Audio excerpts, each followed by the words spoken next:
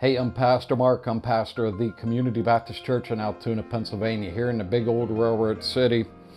And there are many factors that play into someone avoiding and seeking help with drug addiction and from the bondage to drugs.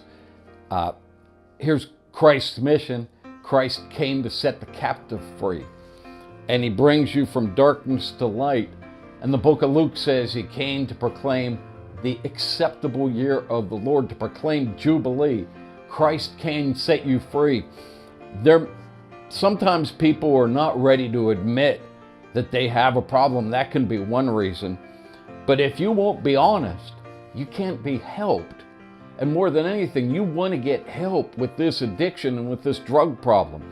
Christ came to liberate the captive, but he can only liberate somebody who will be transparent and admit, I have a problem. Another reason people don't get help, they don't seek help, is because they might think they can take care of the addiction themselves.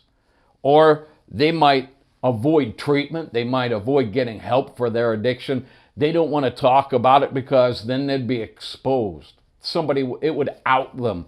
They'd be discovered as an addict. But can I tell you that the people that are closest to you, they already know. They already know that you need help. You're not doing that good of a job of hiding it. And the truth is, there are many men and women, teenage boys, teenage girls, that are hesitant to enter some kind of program to get help. They're hesitant to enter it, but once they get into it, they see God has a plan for their life. They begin to take control of their situation, and Christ sets them free from that captivity. Once they've entered a program, they get this renewed energy. They begin to pursue God's purpose for their life, and things begin to improve. Look, many people will tell you that it takes courage to get help. It takes courage to seek help with your drug addiction, and it's not something that you should let cower and shame you into eventually your own demise. Let me discuss with you three reasons, real quickly, three reasons that people don't get treatment, and try and give you some perspective on them. There's the fear of embarrassment. Addicts may realize they have a problem, but they're not willing. They don't want to seek help or treatment because they think they can take the recovery into their own hands, and they're too embarrassed to admit that they need help. They might think, well, I'll just use less. They might think I'll just replace what I'm using with something else. But as long as you continue to engage in that behavior, you won't really be free. And Christ's mission was to come and proclaim Jubilee, to proclaim the acceptable year of the Lord, to shine light in the dark prison and to let you loose. See, seeking help for drug addiction, some people are embarrassed to do that. Embarrassment is one reason, because it's an admission of weakness. But you can't see it that way. Addiction is much stronger than any one person's willpower. But addiction is not stronger than Jesus Christ and his gospel and the book of God. It's not stronger than that.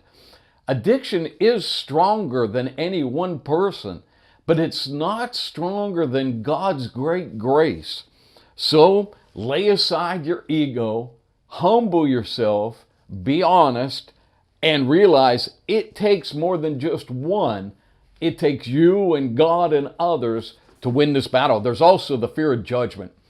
Sometimes people are afraid of embarrassment. Sometimes people have the fear of judgment. They're afraid to stand and admit in front of others that they are an addict. They'll fear other people will judge them. They fear somebody is going to tag them. They're going to get labeled. And the truth is, people will label you. People will tag you. People will judge you unfairly. And that means if you're going to get help, you're going to just have to turn a deaf ear. Don't listen to the judgment and opinions of others. Just simply set out to get loose, no matter what anybody says. Simply set out to obey God, to please God, and listen only to his opinion. Here's the label that God would stick on you: an overcomer. So don't worry about the judgment of others. Be concerned about the judgment of God. Here's the tag that God would stick on you. Well, if you'd believe his gospel, he'd forgive you from this shameful addiction. He would forgive you from that. The label he'd stick on you is forgiven, and born again, and an overcomer. So some people are embarrassed because they're admitting that they're weak. Some people won't get help because they fear the judgment of others. But my friend, no matter what other people's opinion is, their opinion can be temporary. By your overcoming, you can change their opinion in the long haul. Finally, there's the fear of recovery. And that's one that I've discovered is amazingly true, the fear of recovery. You see, addicts know that if you begin that recovery process, it can be uncomfortable and it can be unknown. If you've been using this substance for a long time, to leave it behind, you've been using this substance to create happiness, and you can fear, I'm leaving behind my happiness. But to lose something in the will of God, to lose something in the plan of God, is always to gain something greater. So, addiction is going to hack into your brain's chemistry, and it replaces the things that are normal with things that are not normal. But my friend, you can't fear going from what you've been used to something better. There's part of the process that you're going to need, and that's a supportive community of people around you. But more than that, you're going to need the love of God, the pardon and grace of Jesus Christ. You're going to need to surround yourself with people that are disciplers, mentors, peers. More than that, you need the love of Christ in your heart to show you that it's going to be all right. Christ's mission is to come and to vanquish captivity and sin and bondage, to proclaim Jubilee. My mission is to vanquish addiction and to see people get loose and to shine the light of the gospel, shine light in the darkness of this addiction so that you'll be able to see how terrible and awful it really is. So if you're struggling, maybe you have a family member that's using. I don't know how much counseling I'd do with you, but I would be a friend to you. You contact me, contact us. I'd be glad to just listen to you and have some sympathy with you and compassion with you and pray with you.